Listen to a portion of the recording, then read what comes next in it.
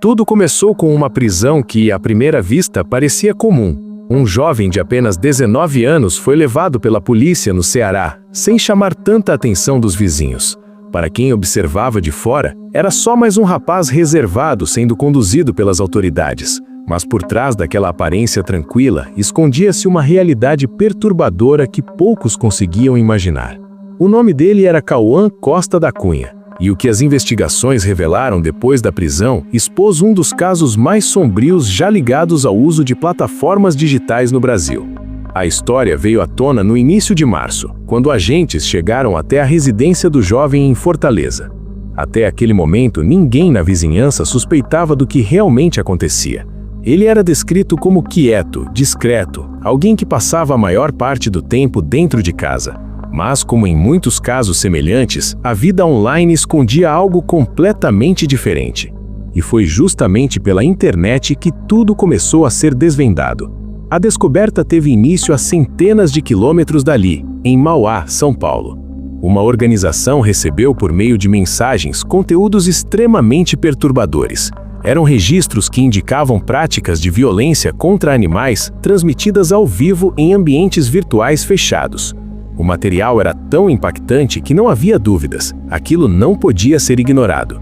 A denúncia foi encaminhada às autoridades e rapidamente a polícia iniciou um trabalho conjunto entre estados. O que parecia um caso isolado começou a revelar algo muito maior, uma rede estruturada, organizada e ativa. E no centro dessa rede, segundo as investigações, estava Cauã. De acordo com os investigadores, ele não era apenas mais um participante. Ele ocupava uma posição de destaque dentro de grupos fechados em uma plataforma bastante conhecida, o Discord.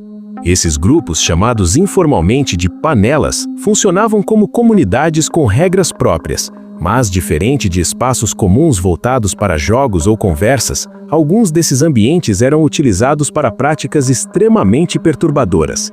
Dentro dessas panelas havia uma espécie de hierarquia, e essa hierarquia era definida por algo ainda mais preocupante.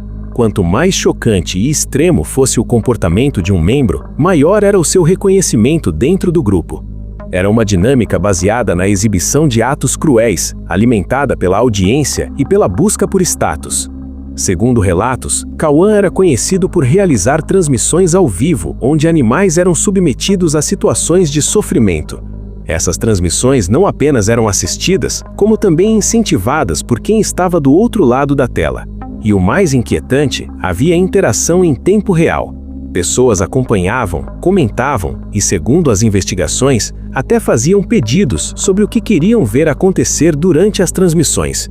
Uma espécie de espetáculo sombrio, onde a dor era transformada em entretenimento para uma audiência invisível. Estima-se que essas transmissões chegaram a reunir centenas de espectadores simultaneamente. A polícia acredita que mais de 100 animais tenham sido vítimas desse esquema, e em muitos desses casos, Cauã teria participação direta. Mas o cenário não parava por aí. As investigações também apontaram para outro tipo de crime que acontecia dentro desses grupos. Jovens eram manipulados psicologicamente através de ameaças e exposição. O método era cruel. Os criminosos conseguiam imagens íntimas das vítimas por meio de engano e pressão. Depois utilizavam esse material como forma de controle, forçando comportamentos sob ameaça de divulgação para familiares. Essas situações aconteciam ao vivo, diante de uma audiência que acompanhava tudo. Era um ambiente onde a intimidação, a humilhação e o sofrimento emocional eram tratados como espetáculo. E tudo isso operava em espaços aparentemente invisíveis para quem está fora desse tipo de rede. A estrutura desses grupos funcionava como um sistema fechado. Para entrar, era preciso ser convidado, e uma vez dentro, os participantes seguiam regras próprias, muitas vezes incentivando comportamentos cada vez mais extremos. Quanto mais alguém se destacava nessas práticas, mais influência ganhava dentro da comunidade.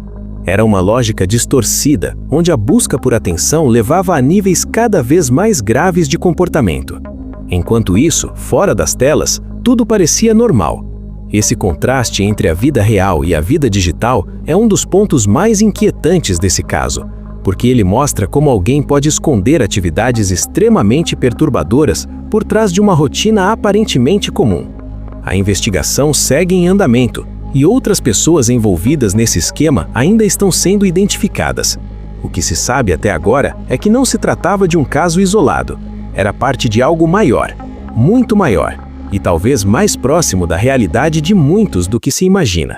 Mas conforme as investigações avançavam, detalhes ainda mais perturbadores começaram a surgir. A polícia identificou que Cauã não agia sozinho. Ele fazia parte de uma rede organizada, onde diferentes membros tinham funções específicas dentro dessas chamadas panelas. Alguns eram responsáveis por transmitir, outros por atrair novos participantes, e havia também aqueles que financiavam tudo. Sim, financiavam. Porque, segundo as apurações, essas transmissões não aconteciam apenas por exibição. Existia dinheiro envolvido. Pessoas pagavam para assistir e, em alguns casos, para influenciar o que acontecia durante as lives. Era como se a crueldade tivesse se transformado em moeda dentro daquele ambiente. E quanto mais extremo o conteúdo, maior era o engajamento. Outro ponto que chamou a atenção dos investigadores foi a frieza com que tudo era tratado. Para os envolvidos, aquilo parecia normal. Não havia sinais de remorso nas interações registradas. Pelo contrário, havia incentivo, aplausos e até disputas para ver quem conseguia ir mais longe. Uma competição silenciosa, baseada no pior lado do comportamento humano. Durante a operação, também surgiu a informação de que o próprio pai de Cauã teria ajudado na tentativa de fuga. Ainda não está totalmente claro se ele tinha conhecimento completo das atividades do filho, mas esse detalhe levantou ainda mais questionamentos sobre o que acontecia dentro daquele ambiente familiar. Porque, em algum momento, tudo aquilo precisava acontecer em um espaço físico. Nada daquilo era apenas digital. E essa é uma das partes mais inquietantes de toda a história.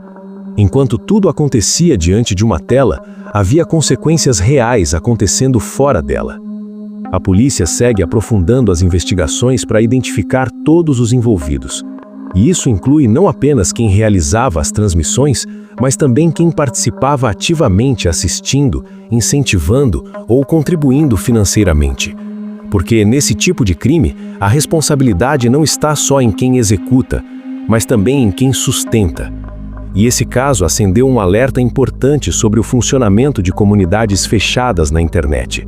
Ambientes que, à primeira vista, podem parecer inofensivos, mas que, quando não monitorados, podem se transformar em espaços perigosos. A sensação de anonimato, combinada com a falta de limites, cria um cenário onde pessoas se sentem livres para ultrapassar qualquer barreira. E foi exatamente isso que aconteceu aqui. O caso de Cauã Costa da Cunha não é apenas sobre um indivíduo, é sobre um sistema, uma rede, uma estrutura que se alimenta do silêncio, da invisibilidade e da ausência de controle. E enquanto essas redes continuarem existindo, novos casos podem surgir, talvez com outros nomes, outros rostos, mas com o mesmo padrão. Por isso, o desfecho dessa história vai muito além de uma prisão. Ele representa um passo importante, mas não o fim, porque a verdadeira questão que fica é: quantos outros ainda estão escondidos, fazendo parte de algo semelhante sem que ninguém perceba? Essa é a reflexão que permanece. E talvez seja exatamente isso que torna esse caso ainda mais assustador. Se você chegou até aqui, já entendeu o nível dessa história. Então aproveita agora e se inscreve no canal, porque aqui a gente traz casos reais, análises profundas e histórias que muita gente evita contar. Ative o sininho para não perder os próximos vídeos, porque o próximo caso pode ser ainda mais surpreendente. Nos vemos no próximo episódio.